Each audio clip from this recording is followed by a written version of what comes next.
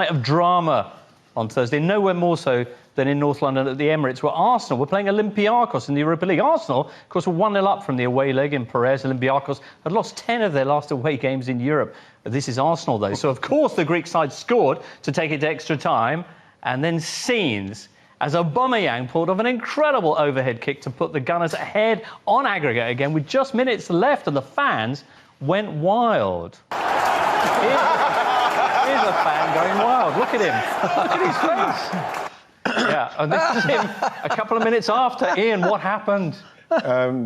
What's it? The winner for, I think it's El Hadja. I can't remember what his name was. He scored a fantastic goal. And Al-Arabi. Al-Arabi, that's the guy, you know, and it just, you know what, he broke my heart, man. I'm sorry, Ian. He broke my heart, and so did you lot showing that. Showing me that has broke my heart again. Do you know what? But you've been here so many times before, and I have the feeling it might happen again. But last night, when Arsenal's defence switched off for the cross from which Al-Arabi put them back ahead on the night and on away goals on aggregate, what did you feel? I mean, did you feel all this talk of the Arteta revival, but there we are again? Yes, and, you know, I got to say, when Mustafi went off, who was, for me, was brilliant yesterday, he seemed to be in the way of all of those crosses last night, and it was evident to see that once he wasn't there, that ball went so far to the... And then my mate scored, Al-Arabi scored. It was that time where, first time for a long time, I've missed Mustafi, and I'm delighted that he's showing some form, but it's just devastating. All right, you can focus on the league now, of course. Yes, we can. Yeah, there is we're going to try. We're going to have a run for the league. I think we could pip Liverpool. All right, then. Well, yeah, nice to see you putting a brave face on it. Of course, Olympiacos will continue in the Europa League, and they'll be taking on Wolves in the last 16 in a fortnight's time. We'll be talking about Wolves very shortly. Man United are also through. They got Linz out of Austria. Before they do any of that, though, they've got Everton this Sunday in the Premier League. Yeah, we're waiting for Carlo Ancelotti, but we can hear from United, boss. Oh. Yeah, we have missed that box opener that Bruno is proving to be now. It was one or two pieces missing, and we still know that we miss one or two to be where we want to be. But it's a work in progress. Kieran, Michael, fantastic on the training ground, I have to say. The coaching and the boys are willing to learn, and now we've got more and more fit players as well. On everything. Smile on Ole Gunnar Solskjaer's face, as it generally is. Now, this trip to Goodison Park to take on Everton, that was the scene of one of his worst ever moments, and there's been some competition, as Man United manager when they lost their 4-0 last season. Glenn, am I right in believing that this Man United now, though, is different? Yes, I think it's different than then, for sure. How far different, how far it's gone up the ladder, I'm not so sure at this moment in time. Yeah, they had a great win in the week. Fernandes looks a really good prospect, good player. Whether he's going to be able to do it against the top quality teams, we'll wait and see.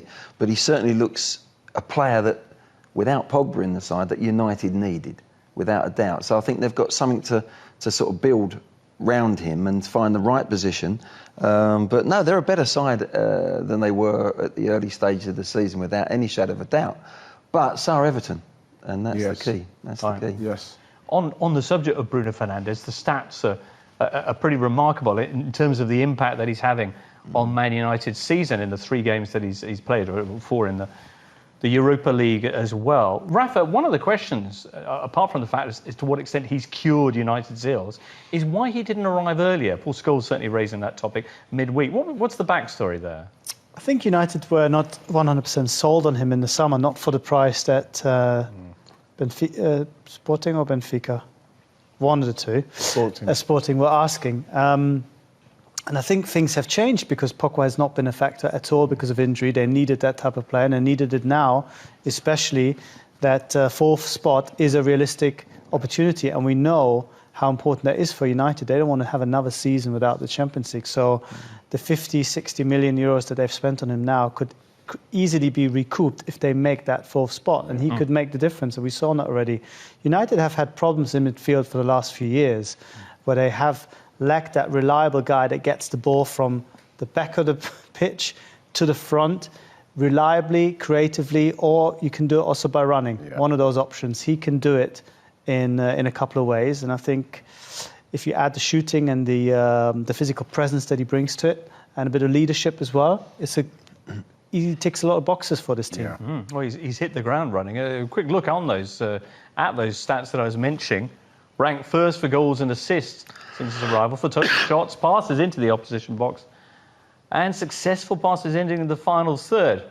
Quite a niche category, that one, but a demonstration of his effectiveness in setting up the attack. Yeah. All right. It's not just him and the goal scoring at that end, though. It's also the sudden resoluteness of their defence. What is it? 3 clean sheets in a row in the league. Yeah. Well, to be honest, you look at the Man United defence, and Harry Maguire was meant to go in to shore it up a little bit. We know that Wan-Bissaka can be very effective as a defender, but yeah, they've got that protection now. I think Fred has got to take a bit of credit for the way he's been playing in front of them as well. And so all that, you add that into the mix, and now you've got somebody like Bruno Fernandes is a more potent, like you say, he can drop off and get the ball. He'll pass it through. We saw him score the goal, get a penalty against Watford where he was the last man. So now that they can keep that quite solid at the back, you've got somebody who can break through lines, whether he runs through, passes through. So now they're much more of a force now, Man United. Mm. Just checking out the stats, so the way that they've tightened up at the back, Glenn, and that's where they have to build their future success. The groundwork being laid there for a proper challenge, you think? Yes, I think, if Pogba was at his very best, he'd be in that side. Probably Fernandes wouldn't have been even thought about. But they have tightened up, and I think Fred and Matic as well coming in. They have 2 players in that midfield that are going to protect those 2 centre-backs a little bit, and they're not as expansive in that midfield. Now they've got Fernandes, who's going to be allowed to play like an 8 come 10. But it is about protecting that back 4. I felt they were too open. And those centre-backs at Lindelof and Harry Maguire, not great 1v1. With a bit of protection there, which they've got. Wan-Bissaka on the right-hand side, a very, very good defender. He's got to get a little bit improvement in his attacking play. For me, doesn't do enough in the last third, but it's a solid base to go, and I think that's where United have said, right, we can't play this expansive football like United have played for many, many years. We've got to come solid first and then just start putting the jigsaw together. You can see it coming. There's a lot more confidence in United's performances than there was early in the season. Absolutely. 3-0 against the disappointing Watford last weekend, 5-0 Thursday night against a 10-man opposition from Belgium, Bruges. This weekend they're taking on an Everton side who may consist of a tougher test, if you like, for the Red Devils. Another side, incidentally, who've also benefited from the recent introduction of a ball-playing Portuguese midfielder. In this case, the return of Andre Gomes. Rafa, what's the impact there for Carlo Ancelotti?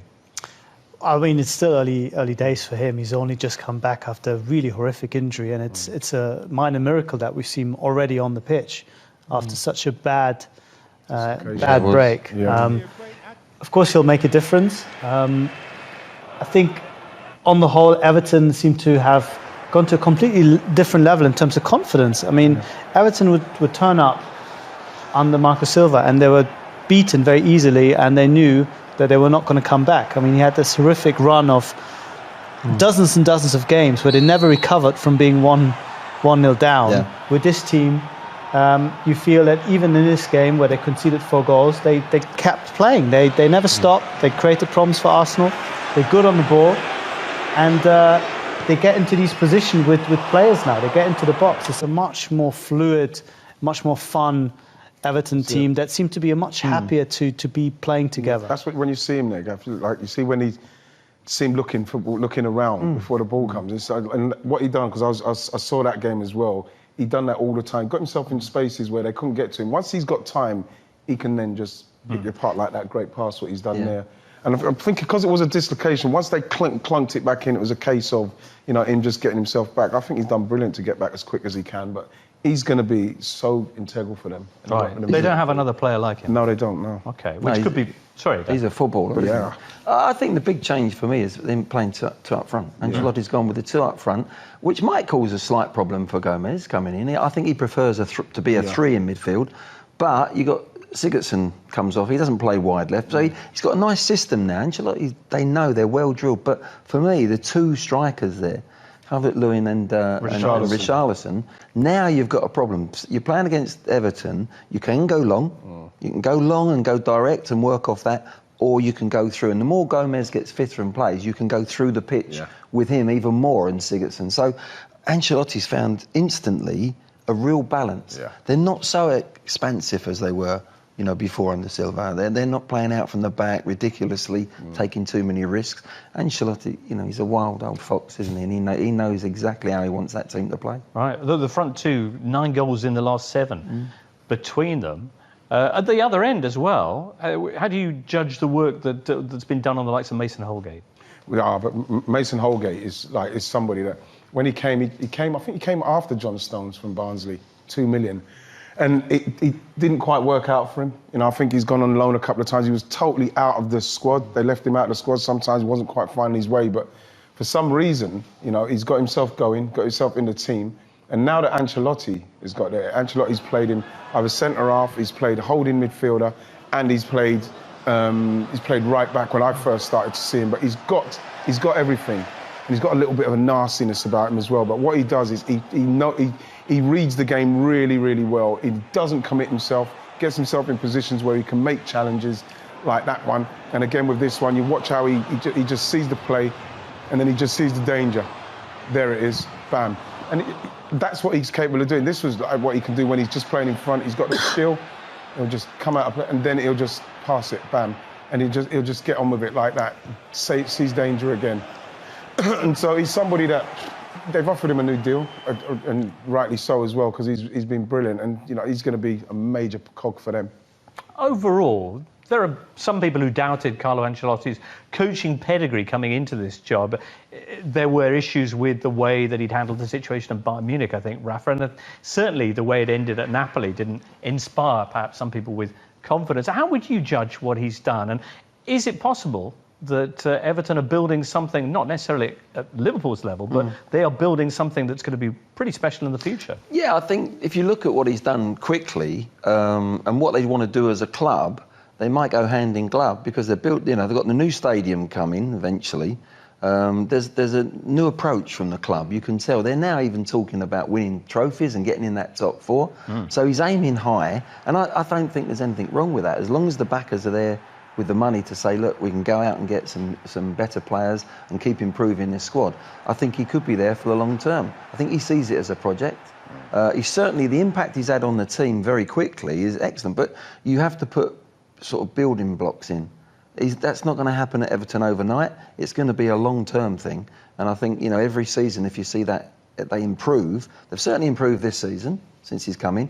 Now, next season's a big season for them, and you can see maybe in 2 or 3 seasons' time, possibly, if you can wait that long, Everton fans, you might have a real side that you're really looking forward to go and watching every week, and they can beat the top teams in the league and be playing in Europe. So there's a club there that are looking to do what maybe Spurs have done in the last 6 or 7, 8 years.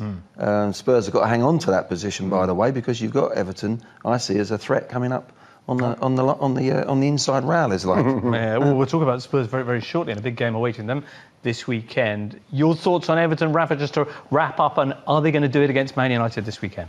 I'm not sure they're going to do it against Man United, but I think Everton have been looking for that transformative figure, that manager that takes them to that next level. And I think the doubts were that Ancelotti had never really done that in that role as a project manager. You know, he come in at the very top, do really well with top teams, and then move on to the next top job.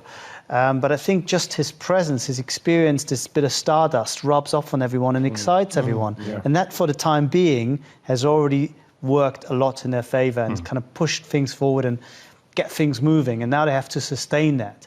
Not so much maybe against Man United, but I think in the long run they can. OK, well, they are in the conversation for the Champions League places.